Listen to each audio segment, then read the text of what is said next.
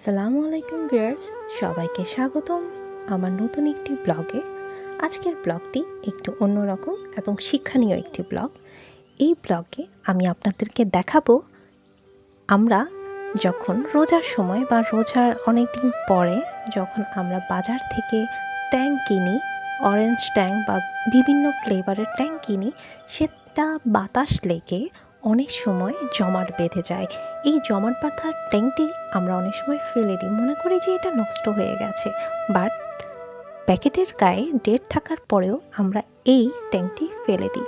আজকে আমি এই ট্যাংটি নিয়েই আপনাদের সামনে তুলে ধরবো যে এই ট্যাংটি ফেলে না দিয়ে কিভাবে সিরাপের মতো করে বা আইস কিউব করে ফ্রিজে সংরক্ষণ করা যায়, এবং কোনো গেস্ট যখন আপনার বাসায় আসবে আপনি ইনস্ট্যান্ট এই শরবতটি তাকে বানিয়ে দিতে পারবেন।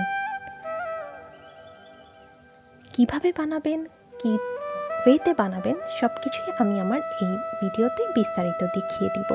তার আগে আমি আপনাদেরকে একটি কথা বলে নিতে চাই, আমার এই ভিডিওটি দেখার আগে আপনি যদি আমার চ্যানেলে নতুন এসে থাকেন তাহলে অবশ্যই আমার চ্যানেলটিকে ভিজিট করতে ভুলবেন না, এবং পাশে থাকা বেল আইকনটি ক্লিক করে দিতে একদমই ভুলবেন না। ট্যাংটি বাজারজাত যখন করা হয় তখন বিভিন্ন হয়তো জারে থাকে বা প্যাকেটজাত করা থাকে। মূলত ট্যাং তৈরি করা হয় কমলা লেবু বা মাল্টার সাহায্যে। তো এখন আমরা কথা না বাড়িয়ে চলুন তাড়াতাড়ি ভিডিওটি দেখে আসি। পুরো ভিডিওটি স্কিপ না করে দেখার অনুরোধ রইল সবাইকে।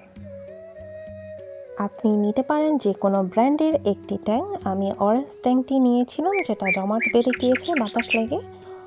নিচ্ছি একটি জার, যেটা রাখার জন্য নিচ্ছি পরিমাণ মতো পানি, আর সাথে থাকবে গোলাপ জল, যেটা খাবারের জন্য ইউজ করা হয়, সাথে একটি বোল আর দুটো স্পুন নিয়ে নিলেই হচ্ছে। এখন দেখুন আমার এই যে ট্যাংটি দেখা যাচ্ছে, এটি বাতাস লেগে জমাট বেঁধে গিয়েছে, অলমোস্ট প্রায় শেষ। দেখুন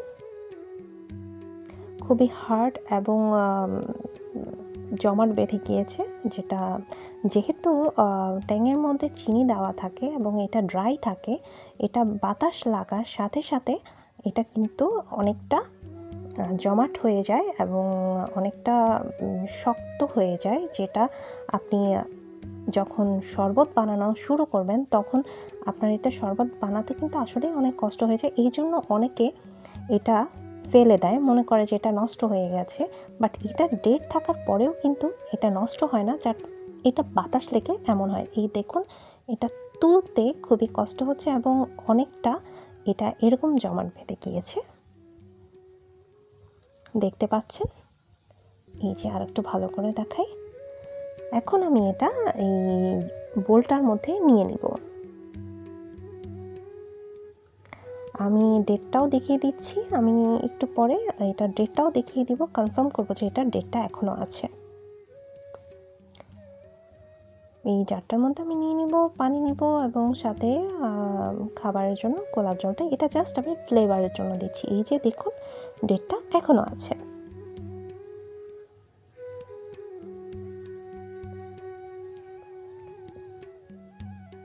আমি এটা একটি বাটিতে নিয়ে নিচ্ছি।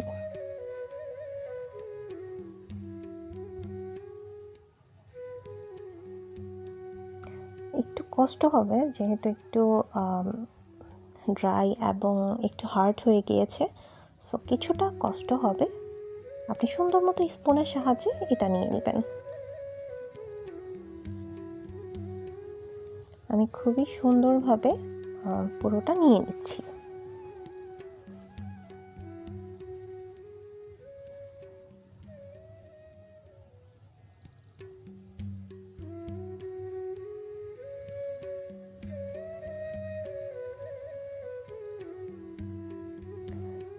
নিয়ে নিলাম।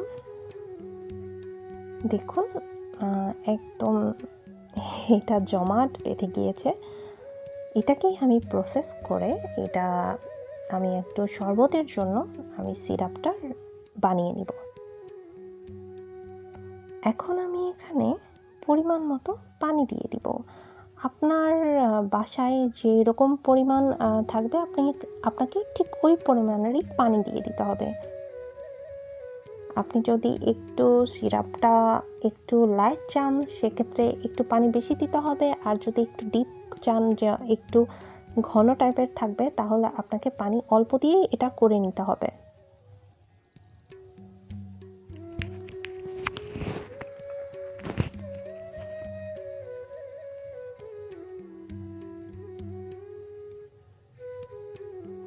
আমি দিচ্ছি পরিমাণ মতো গোলাপ জল।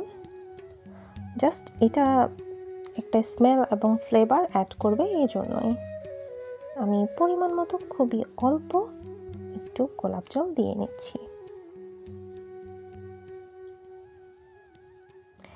এটা আপনি দীর্ঘদিন ইউজ করতে পারবেন ফ্রিজে রেখে। আপনার যখন ইনস্ট্যান্ট কোনো বাসায় মেহমান চলে আসবে তখন জাস্ট আমি দেখিয়ে দিব শরবতটা কিভাবে বানাতে হয়, ওভাবে প্রসেস করে আপনি শরবতটি বানিয়ে নিতে পারবেন। আমি এখন এটা ভালো করে মিক্সড করে নিব। ভালো করে চামচের সাহায্যে আমি এটা মিক্সড করে নিব। আমি ভালো মতো নেড়ে নিচ্ছি, কারণ এটা জমাট বেঁধে গিয়েছে। এটা পানির সাহায্যে নেড়ে নিতে হবে।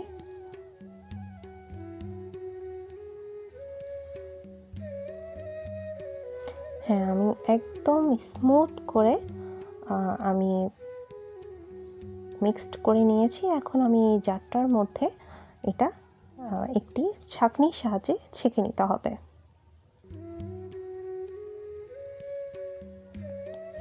ভালো মতো নেড়ে এখন আমি একটি ছাঁকনির সাহায্যে এটা ছেঁকে নিব।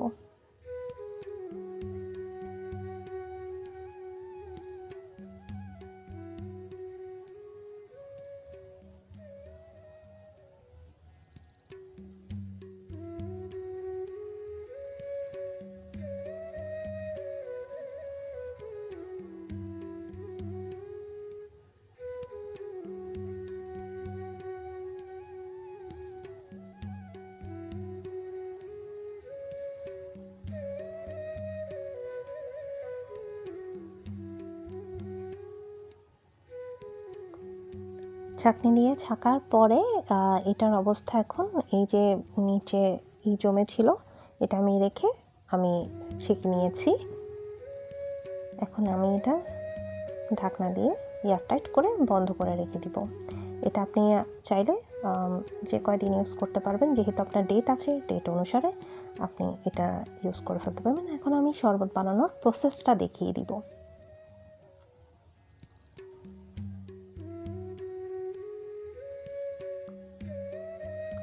আমি গ্লাসটাকে একটি টিস্যুর সাহায্যে ভালো মতো মুছে নিচ্ছি।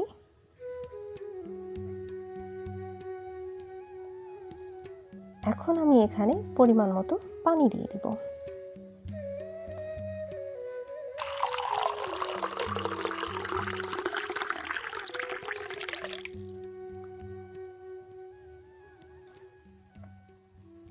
দিয়ে দিচ্ছি চিনি। যারা চিনি খেতে পছন্দ করেন আপনাদের পরিমাণ মতো চিনি দিয়ে দিবেন, আর যারা চিনি খেতে পছন্দ করেন না বা ডায়াবেটিস আছে যাদের, তারা চিনিটা অ্যাভয়েড করবেন। এখন আমি এখানে পরিমাণ মতো এই সিরাপটি দিয়ে দিচ্ছি।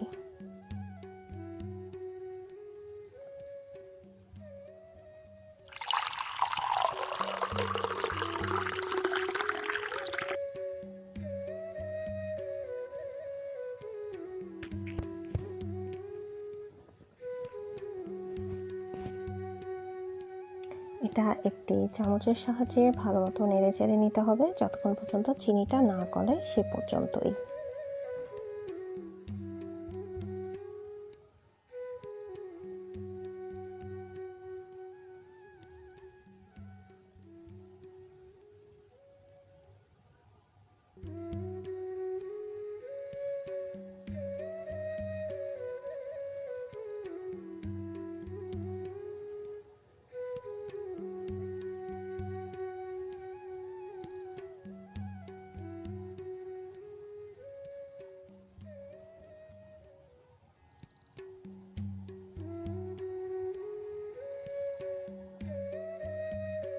আপনি আপনার পছন্দ মতো ডেকোরেশন করে নেবেন। আমি একটি কমলা লেবুর সাহায্যে ডেকোরেশন করে নিয়েছি। তৈরি হয়ে গেল শরবত, যেটা আপনার বাসায় গেস্ট আসলে আপনি ঝটপট করে দিতে পারেন। একদম খুব সহজেই 5 মিনিটে হয়ে যাবে অবশ্যই। তো আপনি আপনার বাসায় জমাট বেঁধে থাকা যদি কোনো ট্যাং থেকে থাকে, সেটাকে আপনি এভাবে কাজে লাগিয়ে তৈরি করে ফেলতে পারেন। সিরাপ বা আইস কিউব করেও আপনি ফ্রিজে সংরক্ষণ করে রাখতে পারেন।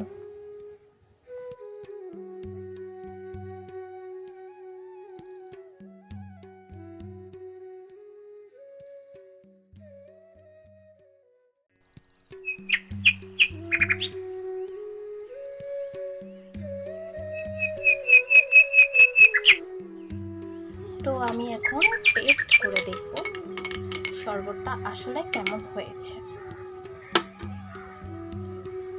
বিসমিল্লাহ।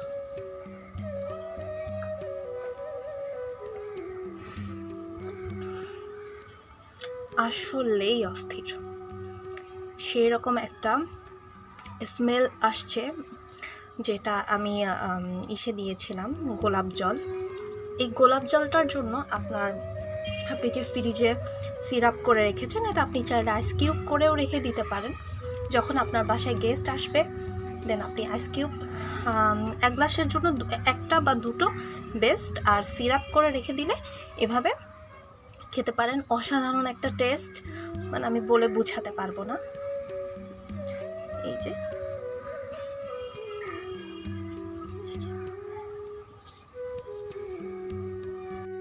আপনি আপনার বাসার ইউজলেস ট্যাঙ্কটিকে এভাবে ইউজ করে খেয়ে ফেলতে পারেন। আশা করি আশাহত হবেন না।